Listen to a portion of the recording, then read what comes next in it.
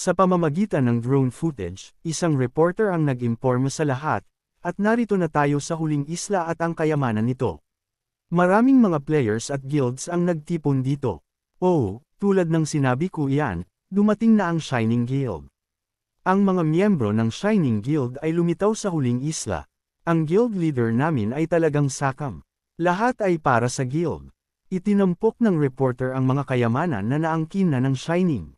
Nakakuha na sila ng 2 kayamanan sa west side. Mula rito, nararamdaman ko na ang lakas ng number 1 guild. Nagpatuloy siya sa pag-update sa mga manunood. Pero narito rin ang Pride of Korea, di ba? Sinasabi na ang Gayon Guild ay kinuha ang kayamanan sa Eastern Island. Nag-check-in ang nakatatandang kapatid ni Taman, binabalaan siya, okay ka lang, Taman.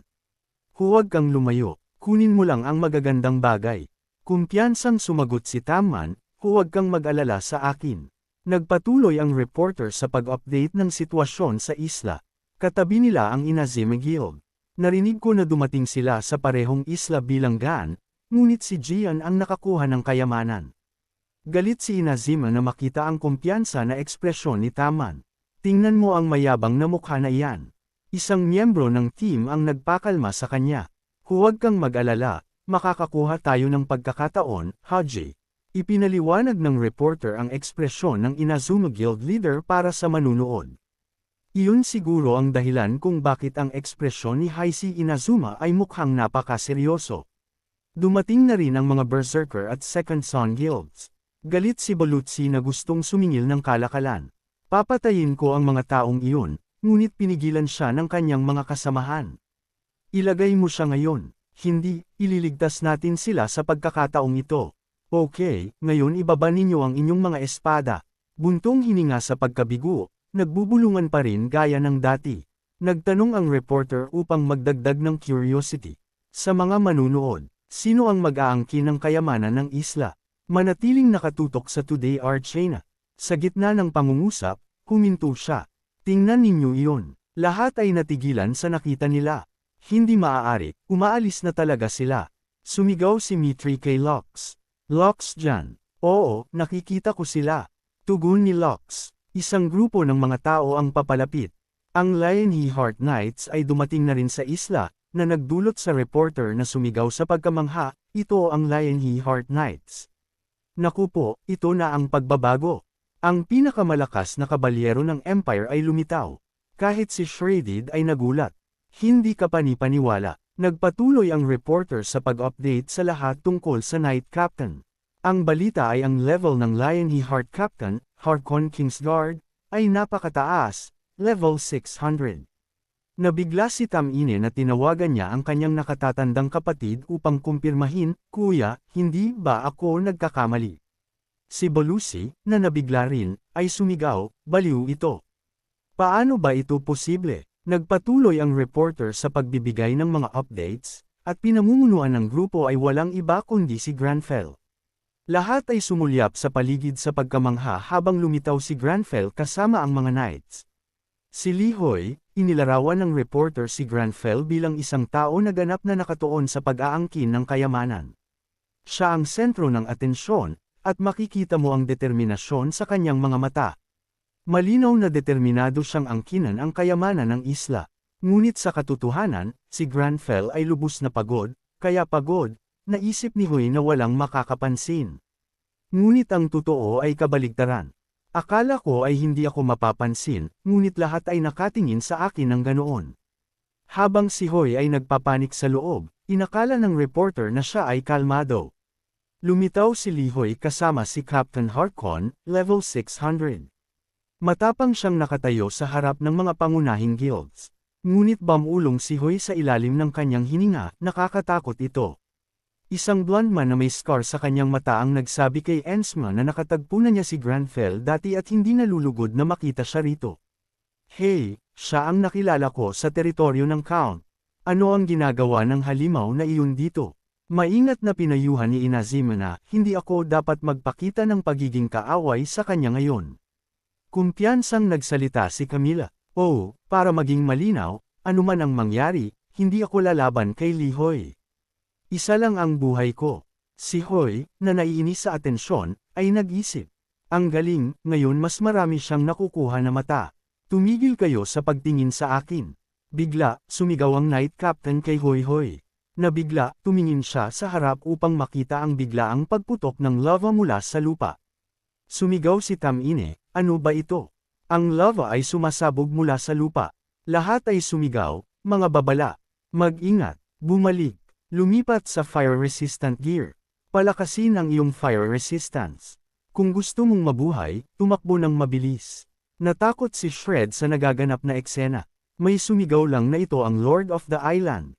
Bigla, isang nilalang na nabuo sa lava ang tumalon, isang higanting natunaw na isda na pinangalan ng Lavadillo.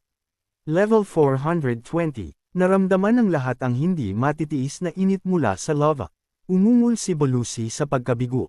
Damn it, nasusunog ito ng husto. Isang lalaki sa itim na armor ang nagsalita. Napakahirap lumapit dahil napapalibutan ito ng lava. Nakaramdam ng kawalan ng pag-asa, sinabi, ang magagawa lang natin ngayon ay pagmasdan ang sitwasyon. Pinagmamasdan ng Lavadillo na lumalangoy sa natunaw na daloy, ang grupo ay makakapag-ulat lang ng kanilang mga limitasyon. Sinuman na walang tamang fire-resistant gear, bumalik. Mga tanks at melee fighters, lumipat sa lahat ng iyong kagamitan sa mga ranged attack weapons. Ang lava mismo ang hamarang sa lahat ng kanilang mga atake. Ang natunaw na pader na ito ay humihinto sa bawat ranged attack. Walang sino man ang makakalapit. Paano natin ito mapapatambo ngayon? Sinubukan ng reporter na magbigay ng babala kay Tamman habang sinubukan niya ang isang atake. Tamman, huwag kang samobra. Ang mga reporters ay hindi tumitigil sa pag-update ng labanan, sumisigaw ng isang cart. Isang lava daliyo ang biglang lumitaw. Malaya itong lumalangoy sa umaagos na lava. Nararamdaman ko ang matinding init sa pamamagitan lang ng drone footage, naharang ng nakapalibot na natunaw na bato. Walang sino man ang madaling makakalapit sa nilalang. Lumingon ang Knight Captain kay Hoy nang may pag-aalala. Hoy, okay ka lang ba? No problem, tugon ni Hoyo, na nagpahinga kay Harkon. Bumantong hininga ang Captain. Masarap pakinggan, bagaman hindi ko man lang alam kung ano ang sasabihin. Kumpiyansa akong sinabi sa sarili ko na magiging espada mo ako, ngunit hindi ko man lang ito malapitan. Ngumiti si Hoy ng kumpiyansa. Nagpakalma siya kay Harwan, hindi na kailangang mag-alala, Sir Harwan. Itinaas niya ang kanyang kamay at idinagdag ng may pananalig, dinala ko ito rito, hindi lang para manood. Ito ay nagpatigil kay Locke. Tiningnan niya si Hoyol at naisip na ang lalaking iyon. Pagkatapos ay ngumisi siya. Sa isang sitwasyon na tulad nito, tunay na nagulat si Locke sa katapangan ni Hoy. Bakit at ano ba talaga ang plano niya? Ano ba ang mayroon siya? Si Li Hoy, ang paggamit ng isang spell ay maaaring hatiin sa tatlong bahagi, probang, intervention, at manifestation. Ang lava na nakapalibot sa corp ay hindi isang skill. Ito ay bahagi lang ng natural nitong tirahan. Lahat ay namangha. Sa madaling salita, kay Granfell, ang natural na lava na iyon. Si Tamman at ang iba pa ay natigilan sa nakita nila. That's Li Hoy. Hindi maaari na nakikihalubilo siya tulad ng mga maliliit na bato sa daan. Ang mga natunaw na bato ay tumaas sa kalangitan at ang mga reporters ay natulala. Kahit si Lux ay hindi maitago ang kanyang pagkabigla, lahat sa paligid niya ay napasinghap. Diyos ko, anong uri ng halimaw ito? Ang mahika ni Hyo ay nagangat ng lava sa hangin. Nakaramdam siya ng pagkaalala na makita si Haron na nag-aalinlangan. Harwan, tumatayo ka lang dyan na naman.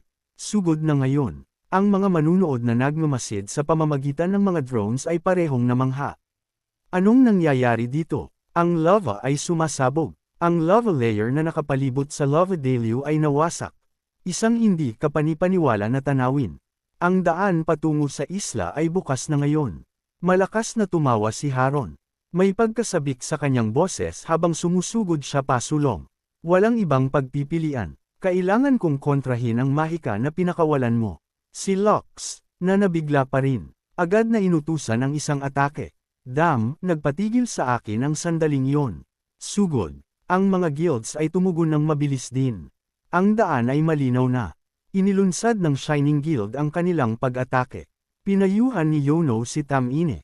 Kahit na may mga fighter drones na tumutulong at kasama mo si Heartcom, mahirap tamaan ang daliyo na iyon. Anuman ang mangyari, ang unang hampas ay dapat tumama. Naintindihan, sumigaw si Tamman, nagulat habang pinapanood niya ang Lovedalio na tumalon. Ano, lahat ay namangha sa tanawin. Tumalon ito, pagkatapos ay bumagsak ito ng malakas.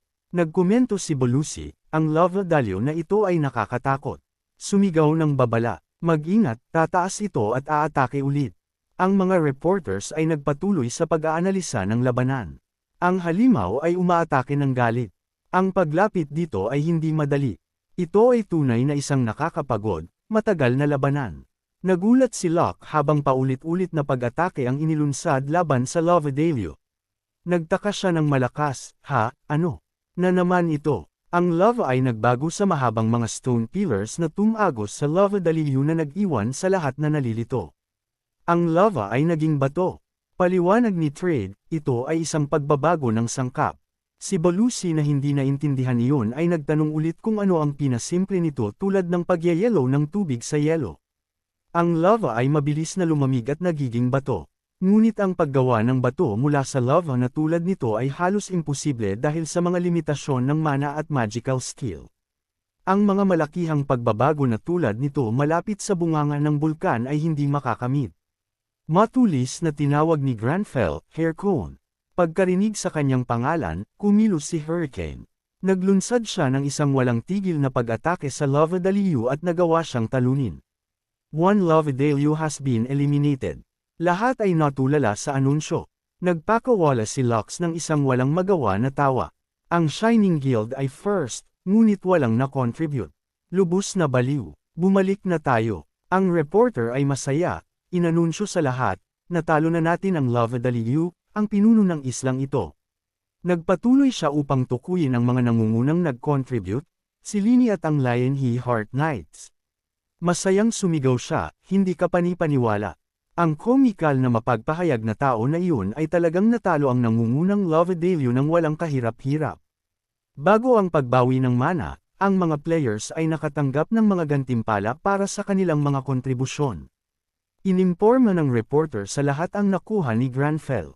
Iyon ang kayamanan ng isla. Dati, si Lihoy ay nag-angkin ng isa pang kayamanan ng isla. Naisip ni Granfell sa sarili, sa kayamanan, ito siguro ang huling gantimpala. Malamang ang huli, di ba? Ang mga reporters na nanunood ng eksena sa kanilang mga screens ay nabigla. Ang mga naruroon sa eksena ay parehong nagulat. Ano? Bakit? Bakit walang reaksyon? Hindi ba yan ang kayamanan ng isla? Isang madilim na enerhiya ang nagsimulang lumapit kay Granfell. Ang user archipelago ay nalasan ng human greed. Ang pagsira sa sarili ay bumibilis. Lahat ay natigilan sa anunsyo ng system. Anong nangyayari? May mali. Wala bang natitirang tagapagpahiwatig? Mula sa simula, ang mga nawawalang kayamanan ay hindi tumugma. Maaari bang may ibang kayamanan na nakatago sa isang lugar? Si Hoy ay parehong namangha. Ito ay imposible. Si Granfell, na nararamdaman ang kaakit-akit ng kayamanan, naisip na ang dating nakuha na kayamanan ay hindi nakakaapekto sa pagguho. Kaya bakit ngayon mayroong napakalakas na demonic energy na sumasabog sa buong isla? Malinaw, isa pang kayamanan ng isla ang nalasan ng greed. Sa ibang lugar sa isla, ang mga explorers at si Higang ay nababalutan ng takot. Isang lalaki ang pumatay ng mga miyembro ng expedition na naglalayong nakawin ang kayamanan, isang player ang pinatay, at bukod sa kayamanan ng isla, 14 na karagdagang spoils ang naangkin. Ang mga explorers ay galit at heartbroken sa pagkamatay ng kanilang kasamahan. Ang bastard na iyon ay pinatay si Julie. Mag-ingat, nagpapanik si Park Hyun-jin matapos hawakan ang kayamanan. Ang kanyang ulo ay sumasakit ng matindi. Naramdaman niya ang hindi matitiis na kakulangan. Damn it! Ano ang nangyari? Ang ulo ko ay parang sisibog. Hindi ko ito inaasahan. Ang lalaki ay tumawa ng bastos. Ano ang sinabi mo? Nasa ilalim ka ng kontrol ko ngayon. Mahigpit niyang hinawakan ang leeg ng lalaki. Gusto mo bang pakawalan kita? Ibibigay ko ang iyong hiling. Ang kanyang mental power ay bumagsak. Ang madilim na enerhiya ay sumikip sa kanyang leeg. Sa walang kapangyarihan, ibibigay ko sa iyo ang gusto mo. Ang madilim na enerhiya ay nagtangkang lunukan siya. Ngayon ay turn mo na para pagsilbihan ako. Sa sandaling iyon, isang tao ang sumugod upang makialam. Tumigil ka riyan. Sa isang solong hampas ng espada, huminto sila sa atake, na pumipigil sa karagdagang sakuna. Si Pig-ang, na namangha, ay agad na tumigil sa pag-iyak. Sinuri siya ni Bright. Hey, okay ka lang ba, Lionheart Knight? Ang kaluwagan ni Quiggs ay nagdala ng luha ng kagalakan. Kung ganoon, si Granfell ay dahan daw ang sumulong. Isang hint ng pagkaalala sa kanyang ekspresyon. Maaari bang nakaramdam siya ng kaguluhan? Naaapektuhan ba ako ng isang demon? Lahat ay natigilan na makita siya na dumating. Sir Li Hoying, mabilis na pinunasan ni Hoying ang kanyang mga luha at nagsimulang mag-livestream. Lahat ay naghihintay, di ba? Ang live broadcast ko ay magsisimula na ngayon. Huminto si Granfell sandali. Sumigaw si Bright, buhay ka pa, bastard. Misyon ay na-update. Si Hoyo ay nahuli sa guard. Sandali, si Park Han-jin ay nahulog sa ilalim ng madilim na pagmamayari. Ang mga villains ng Yusra Archipelago. Si Granfell ay nalilito. Villains. Bakit? Bigla, ang kayamanan ng isla ay kumislap at nawasak. Ang greed ay nagsimulang damumi sa kayamanan ng isla. Hindi makapaniwala si Granfell sa nakikita niya. Nagpapanik si Hoyo. Hindi. Ang misyon ay na-update. Pigilan ang muling pagkabuhay ng 7 malalaking kasalanan ng kasakiman. Pigilan ang kayamanan ng isla na malason ng kasakiman. Pansamantalang suspindihin. Simulan ang pagsira sa sarili. Isang pares ng mga mata ang nanunood sa lahat. Lahat ng mga ulo ay tumagilid ng sabay-sabay. Ano iyon? Mahigpit na hinawakan ni Klee ang balikat ni Belushi. May pag-aalala na nakasulat sa kanyang mukha. Sis, iyan ay... Bigla, isang napakalaking kamay ang lumitaw sa kalangitan. Aha! Isang kamay. Ang napakalaking kamay ay nagsimulang hampasin ang isla ng paulit-ulit. Ang takot ay kumalat sa buong karamihan habang ang lupa ay nanginginig ng husto. Anong nangyayari? Ano ang nagdudulot ng mga pagyanig na ito? Ang kamay na iyan, sinusubukan nitong pagsamahin ang mga isla sa isa. Bakit? Paano ba ito mangyayari? Ang mga reporters na nagmamasid mula sa malayo ay parehong nabigla. Ang mga isla ay nagsasama sa isang solong lupa. Hindi ba ito isang uri ng pagbabago? At pagkatapos, habang nagsasama ang mga isla, isang gintong kastilyo ang dahan-dahang lumitaw sa gitna ng bagong pinag-isang isla. May lumalabas. Lumaki ang mga mata ni Haron sa nakita niya sa kastilyo. Paano ito posible? Habang tumataas ang kastilyo mula sa lupa, sa wakas ay nakita ito ng lahat ng malinaw. Ito ay isang kastilyo na gawa sa ginto. Nagtaka ang reporter sa palabas. Golden Capital. Isang kastilyo ng purong ginto ang lumitaw sa puso ng bagong pinagsamang isla. Walang sino man ang makapaniwala sa kanilang mga mata. Iyan ba ay talagang ginto? Lahat. Isang buong kastilyo na gawa sa ginto. Maaari bang iyan ang kayamanan ng isla? Kahit si Hoyo ay nabigla. Golden Capital. Ngunit pagkatapos ay napagtanto niya, hindi lang ito basta-basta na kastilyo. Ito ang kastilyo ng kasakiman. Ang domain kung saan naghahari ang greedy demon. Ang paglitaw ng kastilyo ay nagdulot kay Hoy ng malalim na pagkaalala. Naglalabas ito ng napakabaho na aura na ayoko man lang na lumapit dito. Naisip niya sa sarili, ang misyon ng Magic Class ba ay napos? Misyon ng Magic Tower. Ang pag-itim ay tumataas. Ang apoy ay nagsimula. Ang huling Demon Hunter. Pagdadala ng kasamaan mula sa mga anino. Pagsisiyasat sa korupsyon ng User Archipelago. Tagumpay. Pigilan ang muling pagkabuhay ng 7 malalaking kasalanan sa pag-progress. Pigilan ang kayamanan ng isla na malason ng kasakiman. Nakapos. Nabigo ba ang misyon? Biglang sumigaw si Park Wan, may lumalapit. Mula sa ilalim ng lupa, lumitaw ang mga kamay, na nagpadala sa lahat sa pagpapanik. Maghanda na lumaban. Sumigaw si Bright sa alarm. Bantayan ninyo ang inyong mga paa. Ang takot ay tumama habang hindi mabilang na mga zombies ang gumagapang mula sa lupa. Mga zombies sila. Ang reporter, tumatawa ng nang-aasar, ay nagbiro sa karamihan. Mula sa gintong kastilyo ngayon ay bumangon ang mga patay. Anong mangyayari sa susunod? Manatiling nakatutok sa Museum TV para sa mga detalye. Sumigaw si Hanjun sa hindi paniniwala. Damn it! Agad niyang sinaway ang reporter. Hindi ito biro. Ang sitwasyon ay hindi nakakatawa. Natigilan ang reporter, sumagot, "Excuse me." Hinamplas ni Yeonjin ang kanyang kamay sa desk at sumugod sa workstation ni Guyam, hinihiling na itigil niya ang lahat.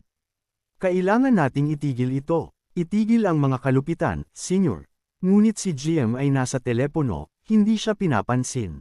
"Ito si Yeon Soo-gam." "Oo, sinuri ko lang ang update ng isla." Nag-aalala, sumigaw si Hyunan, "Kung magpapatuloy ito, mamamatay ang lahat."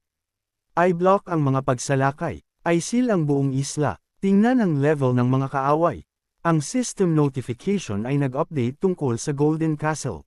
Ang mga zombies ay patuloy na bumangon mula sa lupa. Kahit si Hoy ay natigilan. "Diyos ko, sinusubukan ng mga knights na labanan ang mga zombies. Baliw ito. Ano ang level nila?" Lumitaw ang mga mission updates. Pigilan ang kayamanan ng isla na malason ng kasakiman na ginagawa. Pigilan ang mga puwersa ng kaaway at alisin ang mga pagpapakita ng kasakiman na ginagawa. Kumalat ang pagpapanik sa mga tao. "Mabubura ba ang guild namin ng ganito? Baliw ito. Ano ang gagawin namin?" Ang mga sigaw ng kaguluhan ay umalangaw-ngaw. I-evacuate ang sinumang hindi makakalaban muna. Explorer League dito. Tumakbo. Umurong na ngayon. Nakaramdam si Granfell ng lubos na kawalan ng pag-asa habang natatanggap niya ang mahirap na misyon na ito. Kailangan mong magtalaga ng isang gawain na talagang magagawa. Monster level ay 500 at ang boss level ay 650. Ito ay imposible. Samantala, lumaban si Harwan habang pinamumunuan ang mga Lionheart Knights. Mga kabalyero, hawakan ang formation at umurong ng dahan-dahan, sa gitna ng kaguluhan na ito. Biglang tinawag ni Granfell ang kanyang pangalan, Harwan. Ipinaliwanag niya ang dahilan ng kanilang pag-atras. "Hoy, makikita mo na ang mga halimaw ay nagal level up. Mas mabuting mag-ingat." Ngunit si Harkon ay nagulat sa mga salita ni Granfell. Seryoso siyang nagtanong, "Ang panunumpa ko na maging espada mo, nananatili pa ba?" Somehow, kailangan niyang panatilihin si Harwan dito. Si Harwan, na nagulat sa tindi ng tingin ni Granfell, ay nagtanong, "Ang tingin na iyan sa iyong mga mata. Nagpaplano ka bang harapin ang boss?" Kinumpirma ni Granfell ng matatag, "Oo, tama iyan." Sinubukan pa rin ni Haron na magbigay ng babala sa kanya, ang kalaban ay napakalaki at mataas ang level. "Maaari kang mamatay." Ngunit matatag si Granfell, "Walang ibang pagpipilian, kailangan kong sumugod." Ang isang noble ay hindi maaaring matakot sa harap ng kahirapan. Ang mga salita ni Harkons ay tila nagpagising sa kanya. Ngumiti ang nakatatandang kabalyero, "Sa iyong mga mata, wala talagang takot." Kabaligtaran sa impresyon ni Harkon, si Granfell ay lihim na takot na takot. "Kasama si Hoy sa tabi ko, isang tunay na noble, bakit ako matatakot?" Gayunpaman, nagtaka pa rin siya, tutulungan ba niya talaga ako? May kikialam ba siya? Pagkatapos ay inutusan ni Harwan ang kanyang squad, Lions of the Knights. Hinarap niya sila ng may sigla. "Tuparin ang ating panunumpa ng karangalan. Tulungan si Hoy na talunin ang mga demons. Sa pangalan ng Lionheart Knights, para sa ating karangalan." Kahit si Higan ay namangha sa mga intensyon ng mga kabalyero. Susugod sila. Ang mga manunood na nanunood sa mga screens ay parehong nagulat. Sa harap ng Golden Castle, hindi mabilang na mga zombies ang lumitaw. Pinangunahan ni Granfell ang mga knights sa pag-atake. Tumakbo si Hanjun kay Guo, gustong ipakita sa kanya ang isang bagay. "Senyor, panoorin mo ang video na ito. Hindi ba't mukhang may sumusubok na sumalakay sa kastilyo na iyon?" Nagulat din siya. "Ano, baliw ba sila? Hindi pa ba nila nakita ang mga monster level updates?" Ang mga reporters ay patuloy na nag-update ng labanan. Claire Leon at ang Lionheart Knights. Nagmamadali sila patungo sa mga zombies na sumusulong sa Golden Castle. Magagawa ba nila itong sirain? Ang mga manunood na nanunood sa mga screens ay labis na mausisa. Tatanungin natin ang mga experts para sa kanilang mga opinyon. Manatiling nakatutok sa Museum Library Channel. Mas malinaw na ipinapakita ng broadcast ni Park Han-jin. Ang mga mamamayan ay sumusunod din sa balita. Ang mga reporters ay patuloy na nag-uulat tungkol kay Granfell. Samantala, idineklara ng Hunters Association na ang buong isla ay dapat ay quarantine at ay seal off. Pinagmamasdan ni Granfell ang mga kabalyero na nakikipaglaban at naisip, mabuti. Ang Lionheart Knights ay nagtataglay ng kanilang sarili. Tulad ng inaasahan, ang pinakamahusay na mga kabalyero sa kontinente ay laging alam kung ano ang gagawin sa anumang sitwasyon. Siya rin ay nagpapabawi ng mana. Ang pagbawi ng mana ay maayos na nagpapatuloy. Pinagmamasdan ng brutal na labanan na nagaganap, nag-isip siya, sa bilis ng pagbawi na ito, maaari akong tumalon sa labanan. Dapat ay okay lang. Hinimok siya, kung gusto mong mag-contribute, kailangan nating pumunta ngayon upang magdagdag ng pinsala. Ngunit nanatiling kalmado, kahit na pumunta tayo ngayon, mamamatay lang tayo. Naisip niya, sila ay masyadong walang ingat. Walang guild ang maglalakas loob na subukan ng isang suicide mission. Tiningnan ang mapanganib na mga sitwasyon, naisip niya, malamang na mabaigo sila at uurong ng miserable sa lalong madaling panahon. Ang mga talunan na zombies ay dahan-daang bumubuhay. Bumubuhay, bulong ni Granfell sa pagkabigo. Damn it, hindi pa ganap na bumabawi ang mana ko. Bigla, isang maliit na liwanag ang lumitaw sa malayo, lumilipad sa lahat at nagpapamangha sa lahat ng nakakita dito. Parehong si Shrade at Granfell ay natigilan. Ang mga miyembro ng ibang mga guilds ay nagsimulang sumali sa laban. Nalito si Temim. Si Belushi ay parehong nagulat. Nagpatuloy ang reporter sa pagsasalaysay ng labanan. Gun at Berserker, dalawang guilds, ang kanilang biglaang intervention. Gun at Berserker ay pumapasok sa Golden Castle upang suportahan si Lihoy. Nalito si Tamine. Anong nangyayari? Nagbulungan si Belushi sa inis. Ano ang tinitingnan mo? Tahimik na sinubukan ni Klee na pakalmehin siya. Hey, magsalita ka ng mas banayad. Ang reporter ay namangha. Anong pagkakataon? Parehong mga guilds ay inatake ang Fisher kasama ang player Lihoy. Nakaramdam si Hoy ng pagtaas ng kagalakan. Dumating sila upang tumulong, ngunit nanatiling walang pakialam si Granfell. Tulong sa akin, matatapang na mandirigma, declare niya. Ito ay nagpapanik kay Hoyo. Ano ang baliw na ito? Sumigaw siya sa desperasyon. Kailangan ko ba talagang magmakaawa sa kanila? Paano niya nasabi iyan? Baliw ba siya? Ang atensyon ng lahat ay bumaling kay Granfell. Si Belushi, na nakaramdam ng kawalan ng kapangyarihan, ay nagbulungan, noong huling beses na may utang ako sa kanya, kaya dumating ako upang tumulong sa pagkakataong ito, ngunit malas na kailangang harapin ang isang hukbo ng mga zombies. Si Klee ay makakapilit lang ng isang ngiti at nag-aalok ng payo. Gumamit ka ng mabubuting salita at kaunting swerte, sis. Masigasig na nagsalita si Kilman kay Tamon. Tamon, ito ay isang gintong pagkakataon. Siguraduhin mo na mag-iwan ka ng isang pangmatagalang impresyon kay Hoy. Sa pagkakataong ito, seryosong tumanggaw si Tamon. Lahat ay nakatingin ng matindi kay Granfell, na nagdulot kay Hoy ng bahagyang pagkaalala. Mukhang nabaliw na sila, gayunpaman, nanatiling kalmado si Granfell. Ang mga zombies ay bumubuhay, na humihila sa atensyon ng lahat. Sumigaw si Inek ng isang alarm, ang mga baliw na iyon ay bumabalik sa buhay. Ang mga subordinate ni Belushi ay inatake habang nagrereklamo. Ang mga zombies na ito ay nakakainis. Samantala, lumaban si Tamine habang nagdarasal ng malakas. Mga kleriko, mangyaring basbasan at protektahan kami upang ganap na sirain ang mga zombies na ito. Kailangan namin ang gabay at proteksyon ng Panginoon. Si Hoy, nag-aalala sa pagkawala ng credit, ay nagbulungan, damn it, ninanakaw nila ang lahat ng kaluwalhatian. Sana lang ay magamit ko ang kapangyarihan at kapakinabangan para sa Lionheart Knights. Si Granfell, gayunpaman, ay nagsalita kay Belushi ng makatotohanan. Ang Lionheart Knights ay nararapat na pagpalain at protektahan din. Nagsalita siya na parang halata. Wala akong mayaalok sa inyo, ngunit basbasan ang mga matatapang na mandirigma. Narinig ito ni Hoyol at nakaramdam siya ng kahihiyan. Sorry. Habang nagpapatuloy ang mga kabalyero sa kanilang labanan, isang sinag ng liwanag ang lumitaw sa kalangitan. Lumabas na ito ay ang grupo ng mga clerics na dumating upang tumulong. Ang aming mga Gian clerics ay susuporta sa iyo. Huwag kayong mag-alala at patuloy na lumaban ng matapang. Tumugon si Hoy. God bless you. Ang lakas ng pakikipaglaban laban sa mga zombies ay tumaas ng husto. Sumigaw si Belushi sa pagkamangha. Ano ba? Nagalak ang mga reporters. Excellent. Mga puntos na nakuha. Si Tamine at Belushi na nakadarama ng kompetisyon. Nagbulungan. Hindi, gagawin din namin iyon. Sa suporta ng cleric, ang mga kabalyero ay nagkaroon ng panibagong sigla. Sige, iba ang pakiramdam nito. Magpatuloy sa pagsugod. Coxswain silang lahat. Buong pagmamalaking sinabi ni Granfell. Hindi ko makakalimutan ang pabor na ito. Tumawa si Tamman. No problem at all. Hoy, kailangan mo pa ba ng tulong? Tumanggaw siya sa kanyang sarili ng may pagmamalaki. Kung ito man ay pagpapala ng Diyos o banal na proteksyon, sabihin mo lang.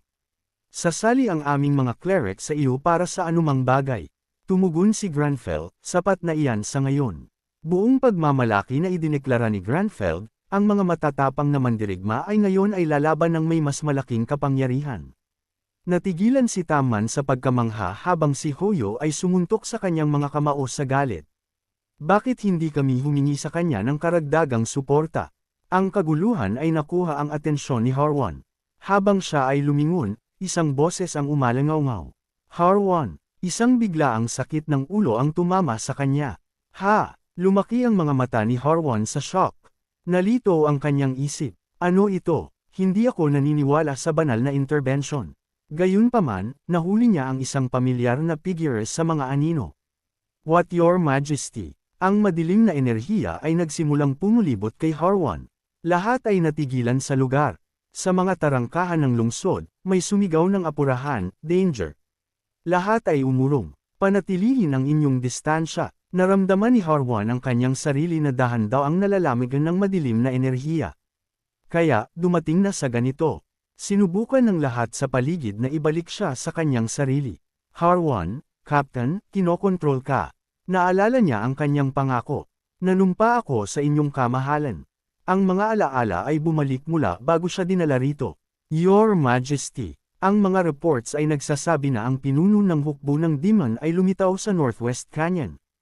Naalala niya ang kanyang oras sa Emperor. Kung gayon, Harwan, sundin ang aking mga utos, at isasagawa ko agad ang misyon. Ang Emperor ay nanatiling tahimik ng mahabang sandali. Ang pinuno ng course, tanong niya, nag-aalala na libu-libong mga sundalo ang maaaring mahulog sa mga demons. Your Majesty, tumalikod kayo. Ang mga demons ay lumitaw, at ang mga adventurers ay nawala. Naisip ni Harwan ang kanyang sariling bayan, napansin na kahit ang Magic Tower na nag-iimbestiga sa mga kaganapan na ito ay walang natanggap na tugon. Ang mga mamamayan ay takot na takot. Anong nangyayari? Ito ang teritoryo ng Empire. Isang sinag ng liwanag ang tumagos sa kalangitan. Walang ordinaryong tao ang makakatakas sa nakababalik na sakuna. Gabi-gabi akong nagdarasal sa Diyos para sa isang sagot. Tahimik na nakinig si Harwan. Nagtapos na ba talaga ang mundong ito? Ito ba talaga ang kalooban ng Diyos? Nakita niya ang kanyang hari sa kawalan ng pag-asa. Gayunpaman, hindi siya sinagot ng Diyos. Ang kalangitan mismo ay nagbabago. Abandonado na ba tayo ng Diyos? Ang hari ay nagtanong, Haron, ano sa tingin mo? Naniniwala ka ba na talagang pinabayaan tayo ng Diyos? Ngunit nanatiling kalmado si Harkon. Your Majesty, ang mga may kasalanan sa lahat ng ito ay ang mga demons. Hindi tayo pinabayaan ng Diyos. Hinaranggan ng mga demons ang ating daan sa Kanya. Matapang niyang idineklara, ako, si Harkon, ay babalik matapos talunin ang pinuno ng mga demons na iyon. I clear ko ang daan para maabot ng inyong kamahalan ang Diyos. Pagkarinig sa panunumpa ni Haron, tumahimik ang Emperor.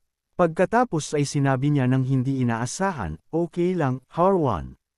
Hindi na rin ako naniniwala sa Diyos, ngunit nagtitiwala ako na babalik ka sa akin. Bumalik sa larangan ng labanan sa isla, umungol si Harwan, sugod. Walang tigil niyang hinikayat ang lahat. Ang inyong kamahalan ay naghihintay sa atin. Huwag sumuko, huwag bumagsak. Nakita niya ang pinuno ng kaaway. Iyon ang pinuno ng hukbo ng demon. Naisip niya, patayin lang siya. Iyan ay sapat na. At sumugod, papatayin kita. Ngunit tinukso siya ng kaaway. Huli ka na. Sinubukan ni Haron na hampasin ng mahika, ngunit nawala ang kaaway. Ang mga sundalo ay namangha. Iyan ay, sinubukan ni Harwan na makialam, ngunit huli na ang lahat. Nawala ang kaaway. Hindi, bigla, siya at ang mga kabalyero ay dinala sa modernong mundo. Si Haron ay nalito. Saan ito? Hindi. Ang mga lokal ay parehong nabigla. Ano, sino ang mga taong ito? Sinubukan niyang bumalik ngunit hindi niya magawa. Kailangan kong bumalik sa inyong kamahalan. Ang inyong kamahalan. Nakita niya ang kanyang emperor na dahan-daw ang kumukupas at kumalat ang pagpapanik sa loob niya. Bumalik sa inyong kamahalan. Wala na akong lugar na matitirhan. Naglakbay ako sa buong mundo ng napakatagal at ngayon ay dumating ka na rito. Lahat na nanunood ay natakot sa kanyang kalagayan. Pakiusap patawarin ninyo ako sa aking pagkabigo na maabot kayo ng mas maaga, inyong kamahalan. Ganap na nawalan ng kontrol si Harwan. Ang pagkawala ng kontrol na ito ay nagpatakot kay Hoy. Siya ay magiging espada ng kanyang kamahalan at sisirain ang bawat kaaway. Natigilan siya. Harwan, aatakihin mo ang lahat. Diyos ko, paano nangyari ito? Sumigaw si Bright. Captain, okay ka lang ba? Si Balusi ay parehong natigilan. Ano, bakit siya kumikilos ng ganyan bigla? Nabaliw na siya. Mabilis na nakialam si Klee. Sister, huwag mong sabihin yan. Ang pag-aalala ni Hoy ay tumaas. Damn it! Sa lahat ng tao, bakit si Hurricane pa ang sinapian? Si Granfell, na nasaksihan ang pagkukontrol kay Heartcom, ay labis na nagulat. May kakaibang nangyayari. Depende sa sitwasyon, ang pagkontrol sa isip ng isang tao ay minsan mas komplikado pa kaysa sa isang sumpa. Bigla, nawala si Haron at lumitaw ulit at inatake si Granfell. Sa kabutihang palad, sinalag ni Tamman ang suntok. Lumingon siya kay Granfell, umaasa sa papuri. Hoyol, okay ka lang ba? Ngunit ang matigas na tingin ni Granfell ay agad siyang pinatahimik. Ngumisi ang kanyang nakatatandang kapatid at ng asar, Tamman, huwag kang sumobra sa iyong mga hangganan. Nakaramdam si Tamine ng kirot ng pagkakasala. Nag-aalala lang ako sa kaligtasan ni Hoy. Pero, sino ako para makialam sa kanyang mga aksyon? Tumingin ka, galit siya. Ano ang gagawin natin ngayon? Guess, nakakaramdam siya ng insulto. Ano na ngayon? Samantala, si Hoy ay nalunod sa pag-iisip, nagmumuni-muni sa mahiwagang liwanag mula kanina. Bigla, napasinghap siya. Ang liwanag na iyon, kung hindi dahil sa Namchilmin, mamamatay na sana ako ngayon. Mabilis niyang in-scan ang larangan ng labanan para kay Hurricane. Nasaan si Harkon? Nakita niya siyang nakikipaglaban kay Inek. Habang nagngangalit ang labanan, sumigaw si Hoy, Captain, bumalik ka sa iyong katinoan. Tayo ito, Inek, sumigaw. Kailangan nating bumalik sa inyong kamahalan ng magkasama, di ba? Nagngalit ang ngipi ni Harwan at tumahol, tahimik. Sumigaw siya, paano kayong maruruming demons ay maglakas loob na banggitin ang inyong kamahalan? Natigilan si Inek at Bright. Mga demons, Captain, akala mo kami ay mga demons. Hindi, kami ito, Jessica at Inek. Ngunit hindi na kinikilala ni Harkon ang sinuman. At ngayon ay maglakas loob kayong insultuhan ang karangalan ng aking mga kabalyero. Dinagdagan niya ang kanyang espada ng may determinasyon. Wala na akong pasensya na makinig pa sa isa pang salita.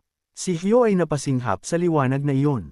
Si Harwan ay sumugod ng diretsyo sa kanila ng may nakamamatay na determinasyon. Mag-ingat, darating siya ng diretsyo sa atin. Nagbigay siya ng isang malaking suntok patungo sa grupo. Sumigaw si Tamman ng isang alarm, mag-ingat, at walang ibang pagpipilian ang lahat kundi lumaban. Ngunit walang tigil na inatake ni Harwan. Bawat hampas ay nakakapinsala. Lahat ay maaari lang na subukan na ipagtanggol ang kanilang sarili. Ang kanyang layunin ay mukhang patayin silang lahat.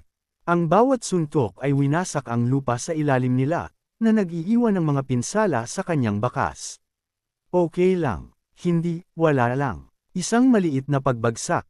Pagkatapos ng ilang pag-atake, lahat ay bagbog at pasa. Tulong. May makapagliligtas sa akin. Nakaipit ako. May healer ba rito? Oo. Tulungan mo ako. Okay lang ako. Tulungan mo si Inek. Umungol si Tamman, hinahawakan ang kanyang ulo. Ang baliw na halimaw na iyon. Mas matindi pa siyang kalamidad kaysa sa isang tao. Sinuri siya ng kanyang nakatatandang kapatid. Tammin, may nasaktan ba sa iyo? Hindi. Ang ulo ni Tamman ay sumakit, ngunit iginiit niya, okay lang ako. Ngunit lahat ay natigilan sa nakita nila pagkatapos. Tinihil ni Granfell ang espada ni Haron gamit ang isang kamay, na nag-iwan sa lahat sa hindi paniniwala. Hindi makapaniwala si Inek at Jessica. Tinihil niya ang Berserk Captain sa isang kaway lang ng kanyang kamay. Anong uri ng kapangyarihan iyon? Ang mga manunood na nanunood sa screen ay parehong namangha. Nag-aalala si Hoy na naisip, huwag mo akong tamaan. Si Harcom ay nagulat. Ano? Anong nangyayari sa iyo? Sa mga mata ni Hermione, ang lahat ay lumitaw na parang mga halimaw, maliban kay Granfell, na nagpakita ng purong puti. Paano sa gitna ng 7 maruruming halimaw na ito, nananatili kang ganap na malinis? Si Granfell mismo ay nagulat. Hindi ko alam. Paano ko malalaman ang nakikita mo? Sandali, maaari bang dahil ako ay isang demon hunter? Marahil ito ang epekto ng demon hunting ritual. Ang galit ni Heron ay kumulo. Ipakita mo ang iyong pagkatao o puputulan kita. Walang ibang pagpipilian si Granfell kundi magsalita. Kung hindi ako magsasalita, tapos na ako. Kailangan kong magsabi ng isang bagay. Damn it! Naisip ni Huy nang may pag-aalala. Natigilan ako sandali at hindi makapagsalita. Sige, kumalma ka. Ang banta ni Haron ay dumating ulit. Hindi ka sisigot. Si Huy ay nagpapanik sa loob. Hindi. O maaari bang hindi siya makasagot? Sandali, tama iyan. Hindi narinig ni Haron ang tugon na gusto niya, na nagpaapoy sa kanyang galit.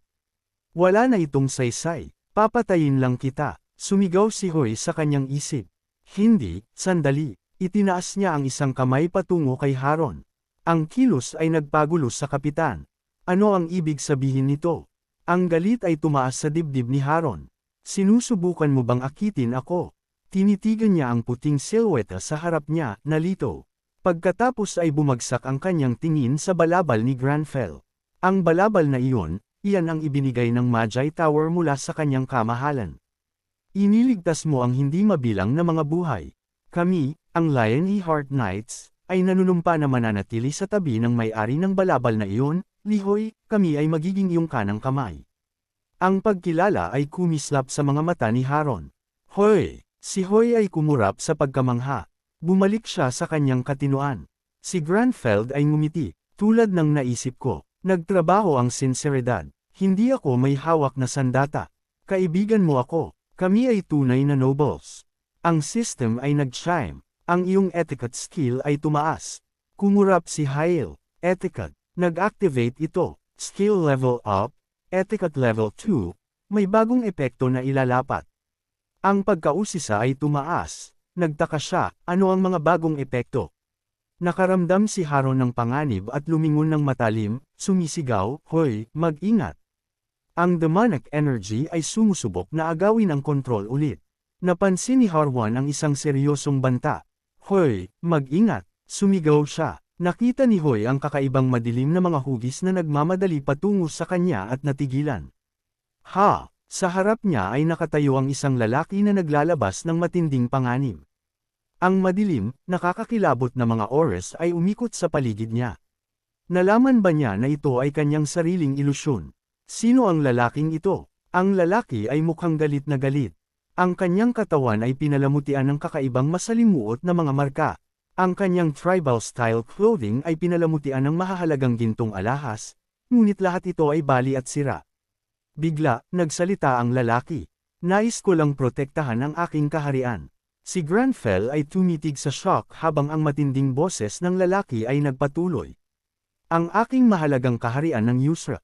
Habang nag-iikot sa masakit na mga pahina ng kasaysayan, naalala ng lalaki ang isang kaharian na mayaman sa mga mapagkukunan ng dagat at lupa, isang kaharian na kumikinang sa mga hiyas, kung saan ang mga tao ay nabuhay ng magkasama sa kapayapaan at pag-ibig. Ngunit isang araw, isang estranghero ang napadpad sa baybayin. Ang mga tao ng kaharian at maging siya ay tinanggap ang estranghero ng may lubos na kabaitan. Bilang kapalit, hinarap nila ang pagsalakay. Ang kanyang mga tao, na hindi nakakilala ng labanan o digmaan, ay hindi makakalaban. Lahat sa kaharian ay tinapakan at sinira. Nakatayo sa gitna ng nasusunog na mga guho ng kanyang kaharian, ang lalaking may itim na buhok, si King Hakuna of Yusra, ay halos hindi makapaniwala sa kanyang mga mata. Nanginginig, nagtanong siya, bakit? Bakit nangyari ito? Kung gusto ninyo ang mga hiyas, maaari na sana namin ibinigay sa inyo. Tumawa ang estranghero ng bastos, ng aasar, ibibigay sa inyo. Bakit namin gagawin iyon? Maaari lang namin itong kunin sa aming sarili. Nakatitig ng walang laman sa korona, ang simbolo ng pinakamataas na awtoridad ng kaharian, si Hakuna, ay dahan-dahang bumagsak sa kanyang mga tuhod. Para bang narinig niya ang isang boses mula sa impyerno. Bakit maghihintay para ibigay nila ito? Kung maaari nating angkinan ang lahat sa ating sarili. Si Hakuna ay sumabog, agad na sumuko sa kadiliman. Isang kakaibang itim na enerhiya ang tumaas mula sa kanyang buong katawan, kumalat sa espasyo sa paligid niya. Bumalik sa kasalukuyan, pinagmumultuhan ng masakit na mga alaala, inilabas niya ang kanyang kapangyarihan at sumugod patungo kay Granfell. Sa pamamagitan ng mga ngipin na pinagsama, umungol si Hakuna, wala sa akin ang pag-aari ng iba. Pag-aari lang ito sa akin. Nanatiling kalmado si Granfell habang hinarap ang galit na hari. Naalala niya ang mga alingaw tungkol sa Yusra Island. Ito ay Yusra, ang maalamat na isla ng kayamanan. Sinasabi sa mga kwento ang hindi mabibili na mga kayamanan na nakakalat sa buong lugar, na nag-aakit ng hindi mabilang na mga adventurers upang maghanap at mag-agos ng dugo para sa mga kayamanan na iyon. At ngayon ang hari ng isla, na kinain ng galit, ay nagdeklara, ang islang ito, ang dagat na ito, ang langit na ito, hindi kayo ang may-ari. Lahat sila ay akin. Biglang lumipat si Granfell sa noble mode, na binabaliwala ang halaga ng yaman, at sumigaw ng galit pinutol ang pag-iinarte ni Hakuna. Tahimik. Ang iyong mga salita ay kasuklam-suklam at mayabang. Si Hakuna, na puno ng galit, ay natigilan sandali. Ano? Nagsalita si Granfell nang may hindi natitinag na awtoridad. Lahat ng yaman ay lumilipas. Ituturo ko sa iyo na ang tanging bagay na maaari mong dalhin kapag umalis ka sa mundong ito ay ang pride sa iyong puso. Hindi nakakagulat, si Hakuna ay pumasok sa isang bulag na galit. Ano ang sinabi mo? Ang mga mata ni Hoyce ay bumukas.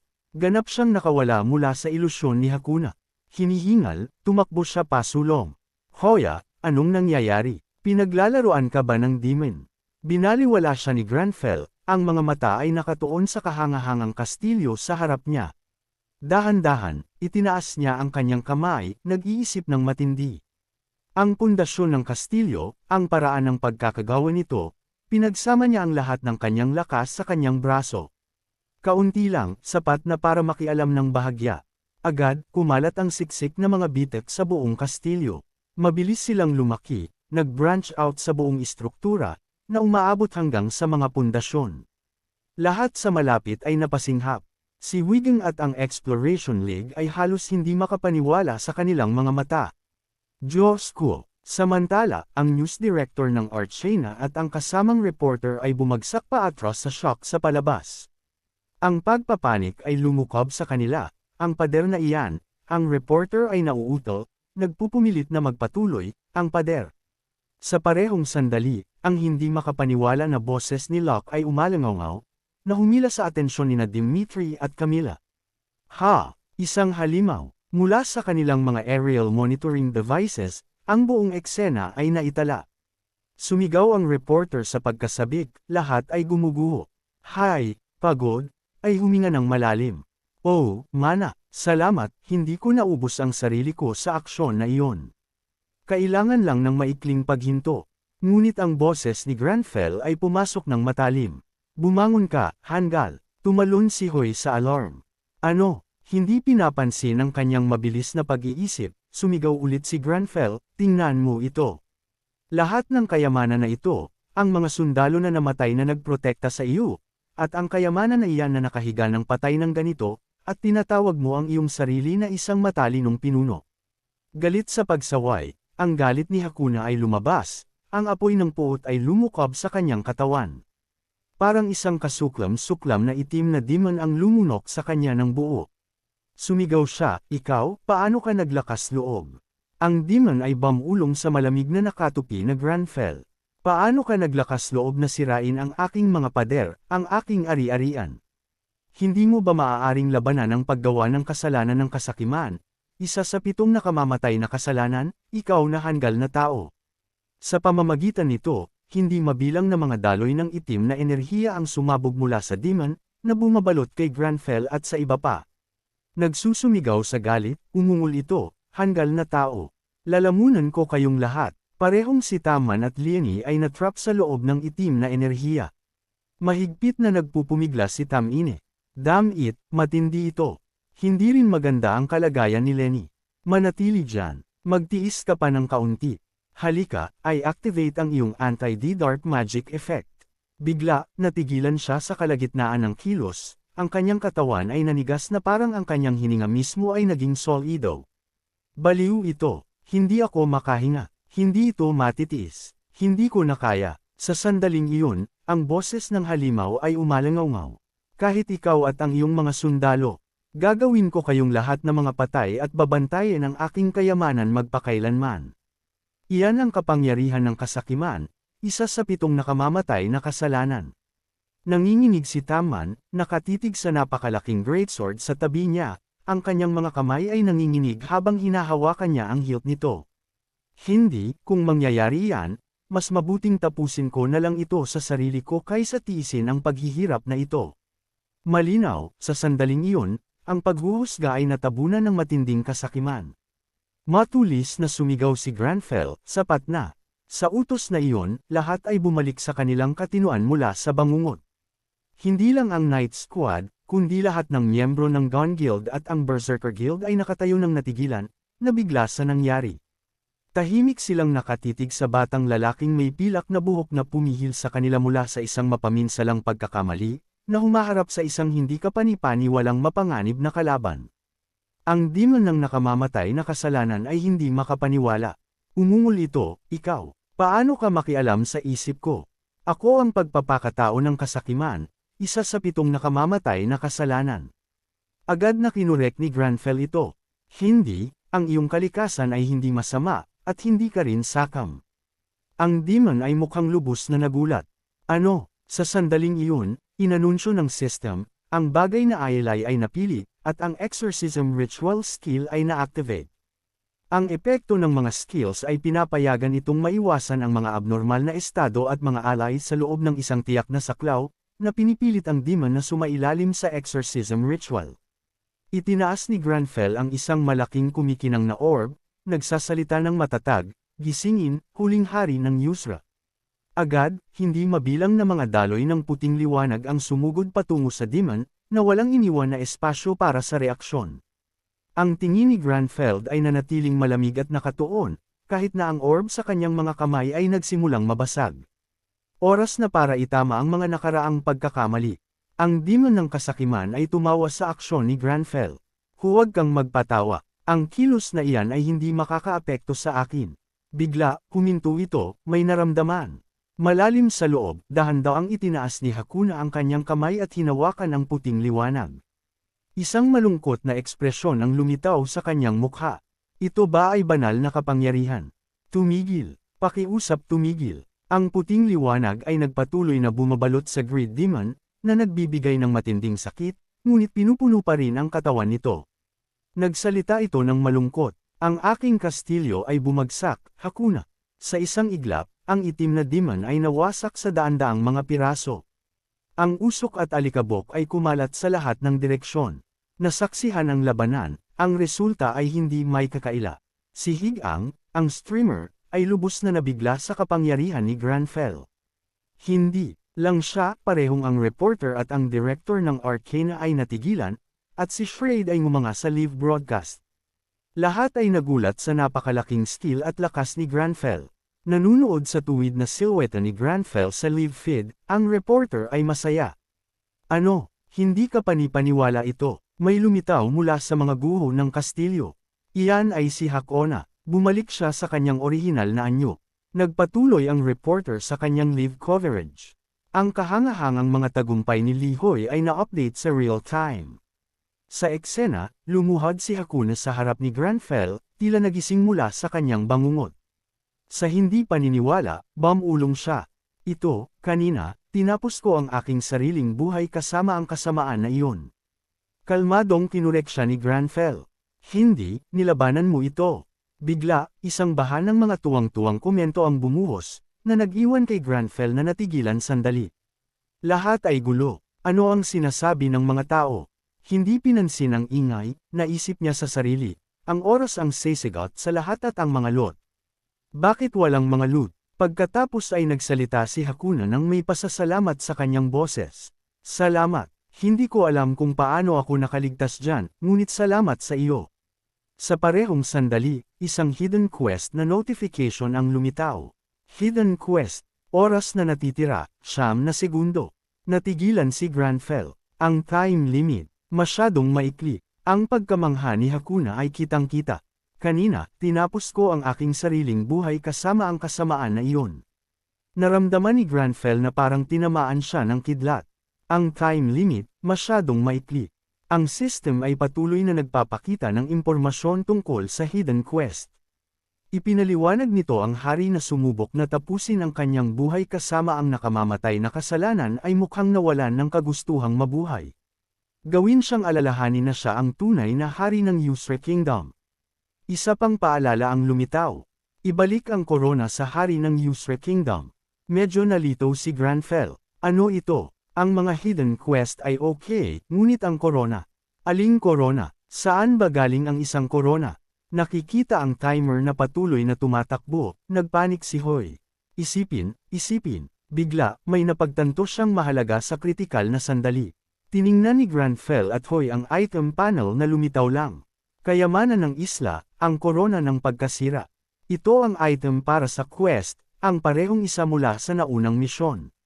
Agad, isang puting liwanag na may mahiwagang enerhiya ang lumitaw sa harap ni Granfell at ng lahat. Pareho silang bumantong hininga ng may kaginhawaan. Hindi bababasa, ang pasanin ay medyo mas magaan. Samantala, ang reporter ay tuwang-tuwa.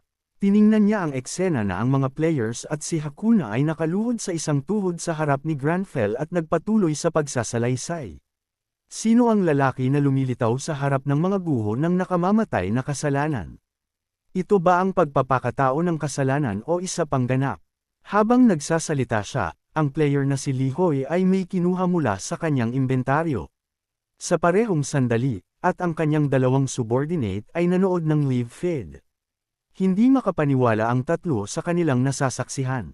Nanginginig, isa sa kanila ang sumigaw, iyan ay isang korona. Ang sandali na kinuha ni Granfell ang item mula sa kanyang inventaryo, isang puting liwanag ang lumitaw. Ang liwanag ay unti-unting nag-coalesce sa isang korona. Ibinigay niya ito sa tunay na may-ari nito, si Hakuna. Ang hari ay halatang natigilan. Hindi niya naisip na hahawakan niya ulit ang korona na ito. Sa parehong sandali, ang kanyang katawan ay naglabas ng isang malambot, banayad na asol na kinang. Tinitigan niya ang kanyang mga kamay sa hindi paniniwala. Ang aking katawan. Agad, nakatanggap si Granfell ng isang quest completion. Notification. Pinunasan ni Hoy ang kanyang pawis at huminga ng may kaginhawaan. Ito ba ay mula sa oras na iyon na nangangaso ng pagong? Akala ko ito ay isang mataas na antas na iba't ibang item, ngunit lumabas na kailangan pala ito para sa quest na ito. Salamat sa Diyos. Ang system ay nagpatuloy sa mga anunsyo nito, na nagpapaalala kay Granfell, nakilala mo ang lahat ng mga kondisyon. Ang mga lihim ng tubig ng Easter Island ay naipakita na. Medyo nagulat si Granfell. Sa parehong sandali, hindi lang si Granfell, kundi lahat ng iba pang mga players ay nakatanggap ng isang notification. May nakadiscover sa mga lihim ng tubig ng Easter Island. Nagulat si Taman at Lenny. Anong nangyayari? Biglang sumigaw si Yun Suga, hindi ko tatanggapin ang resulta na ito. Sino ang isang tao? Ibig mo bang sabihin ng mga bitek ay ganap na naalis na? Aling guild ang gumawa nito? Hindi ito anumang guild. Agad na nagdulot ng pagkalito at gulo ang sagot. Lahat ay nagsimulang magpanik. Anong kalokohan ito? Isang miyembro ng Shining Guild ang mabilis na nagulat sa kanilang guild leader. Guild leader, tingnan mo ang notification na ito. Si Lux ay maaari lang nang ngumiti ng awkward. Sinasabi lang na isang tao. Ang mga manunood sa streaming room ni Higangs ay sabik din na malaman kung sino ang nagdulot ng ganoong malaking kaguluhan. Ang batang streamer mismo ay maaari lang manatiling tahimik sa pagkamangha sa napakalaking eksena na nagaganap sa harap niya. Bigla, sumigaw ang reporter, broadcasting to the world. Ito ay isang mensahe na ipinadala sa buong mundo. Ang mga katulad na mensahe ay inihahatid sa lahat ng mga player sa buong mundo ng sabay-sabay. Sa sandaling ito, ang isang tao sa kanilang kwento ay nababalot ng asul na liwanag na nagmumula kay Hakuna. Nagpupumilit ang streamer na maunawaan. Ano ang sinasabi nila? Ang liwanag ay masyadong maliwanag. May nakadiscover sa mga lihim. Ako ba ang sinasabi nila? Ang lupa ay bumukas. Ang mga isda ay kumakalat sa buong tanawin, at ang mga daloy ng malakas na asul na liwanag ay sumabog mula sa lupa. Nag-apoy sila ng ligaw sa buong isla, nagpapadala ng malalaking bato na bumabagsak, ang terrain ay gumuguho sa gulo. Ang Night Squad ay nakatitig sa eksena, ang kanilang isip ay natigilan. Ang sinaunang bumagsak na kaharian ay lumitaw. Ano ito? Ngumanga si Harwan, mga guho sa ilalim ng lupa. Hindi ka panipaniwala. Ito ang kaharian ng Greater Grisra. Mula sa mga durog na bato, isang palasyo na naliligo sa gintong sikat ng araw ang lumitaw. Ito ay kumikinang sa gitna ng pagkasira at ang iyan na kagubatan. Isang palasyo na pag-aari ng isang kaharian ng sikat ng araw, yaman, at kapayapaan. Isang bagong notification ang lumitaw. New area discovered ang Yusra Kingdom.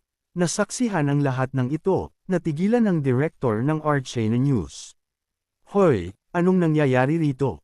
Ang reporter, na nawala sa nakamamanghang tanawin, ay nagulantang sa atensyon. Si Hakuna Granfell at ang lahat ay lumitaw sa isang bagong lokasyon sa loob ng palasyo.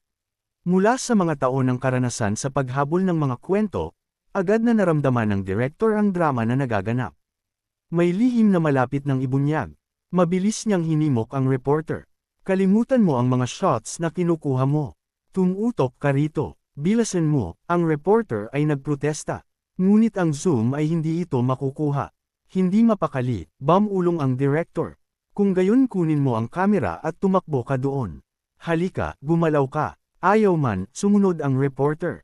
Opo, sir. Ang mukha ni Granfell ay nanatiling kalmado sa gitna ng gulo, ngunit ang mga panloob na pag-iisip ni Hyles ay hindi.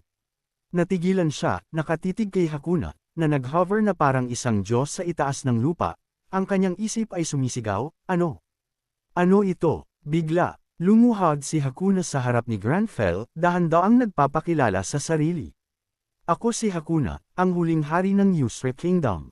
Sa parehong sandali, isang notification ang lumitaw. Si Granfell ay naging isang tagapagtaguyod ng Yusra Kingdom. Ang kanyang relasyon at impluensya sa kaharian ay umabot sa kanilang maximum, at ang authority trait sa loob ng Yusra Kingdom ay na-activate. Like, comment, share, and subscribe naman dyan mga ito do. Maraming salamat po.